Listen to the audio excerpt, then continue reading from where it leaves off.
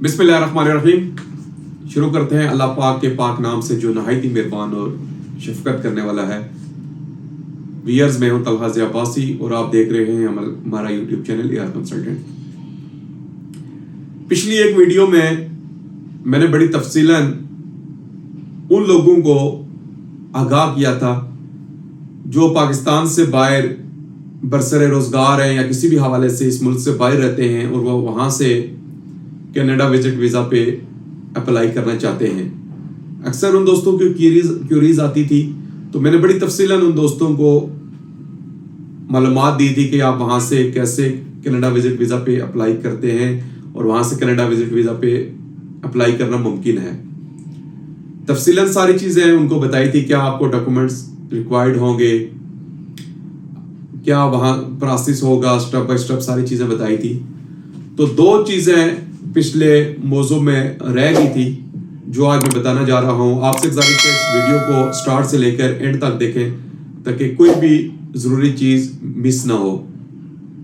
एक तो आपको बताना था कि आपकी जो बायोमेट्रिक होगी वो उस मुल्क से कैसे होगी, कैसे मुमकिन है, और दूसरी आपके वीज़ा की जो प्रोसेसिंग टाइम है उसका ड्यूरेशन कितना होगा। सबसे पहले जी जो आपकी बायोमेट्रिक होगी, आप अगर गल्फ में हैं या बाकी किसी दुनिया के किसी मुल्क में हैं तो आपकी जो बायोमेट्रिक की जो डेट होगी वो हम आपके जब केस फाइल करेंगे आपकी बायोमेट्रिक की डेट हम यहाँ से ले लेंगे। लेकिन उस मुल्क में जो भी नज़दीक तर जो कैनेडियन गवर्नमेंट के जो भी एम्बेसी सेंटर होगा या एरी वगैरह का जो भी वहाँ सिस्टम होगा, तो वहाँ जाके आप अपनी बायोमेट्रिक वगैरह दे सकते हैं। बायोमेट्रिक के लिए ना सिर्फ पाकिस्तान बल्कि दुनिया के भी किसी भी मुल्क में अगर कोई शहरी वहाँ सेटल है तो वो बायोमेट्रिक उसी कंट्री में या उसी सिटी में वो दे सकता है। वो इस चीज़ का पाबंद नहीं है कि वो अगर उसका जो वीज़ा है वो सबस पासपोर्ट होल्डर है तो वो अपने मुल्क में जाएगा और वहाँ से जाके बायोमेट्रिक वगैरह देगा। एक तो ये आप तक खबर पहुँचानी थी कि ये इंतहाई आसान कुन मरहला होगा। अगर आप बाहर बैठ के भी अप्लाई करते हैं तो बायोमेट्रिक जो होगा वो आपकी उसी कंट्री से हो जाएगा, केस हम आपका यहाँ से फाइल करेंगे।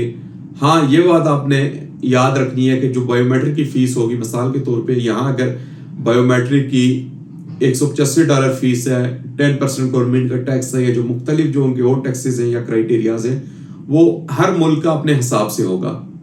तो वहाँ की जो बायोमेट्रिक की फीसेज हैं वो कम भी हो सकती हैं, ज़्यादा भी हो सकती हैं। वो जहाँ जो भी उस मुल्क की जो बायोमेट्रिक वगैरह की फीस होगी तो आपको उस क्राइटेरिया पे पूरा उतरना होगा। एक बात और आपकी खिदमत में अर्ज करता चलूँ कि बाज़ ऐसे मुल्क हैं जहाँ से कनाडा विजिट वीज़ा पे अप्लाई करने के लिए आपको बैंक स्टेटमेंट की ज़रूरत नहीं होती।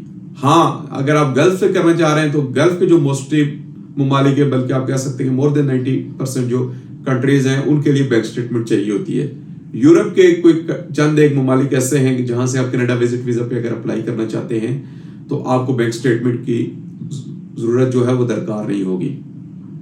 इसके अलावा आपको मैं बताना चाहता हूं कि आफ्टर बायोमेट्रिक जो आपका जो ड्यूरेशन टाइम होगा, जैसे आजकल पाकिस्तान है, पाकिस्तान के तकरीबन 2.5 से 3 मंथ चल रहे हैं, तो आप जिस कंट्री से आप अप्लाई करेंगे तो वहाँ का जो उन्होंने वो जो शेड्यूल रखा होगा, जो भी क्राइटेरिया होगा कैनेडियन गवर्नमेंट या कैनेडियन एम्बेसी की जानिब से कि उस मुल्क का जो उन्होंने टाइमिंग रखी होगी वीज़ा अप्रूवल की जो प्रोसेसिंग होगी तो वो उस कंट्री के हिसाब से होगा। तो ये थी चंद एक ज़रूरी मालूमात जो मैं आप तक पहुँचाना ज़रूरी समझता था। इंशाल्लाह नेक्स्ट वीडियो में एक नया मौजू लेकर आपकी खिदमत में हाजिर होंगे।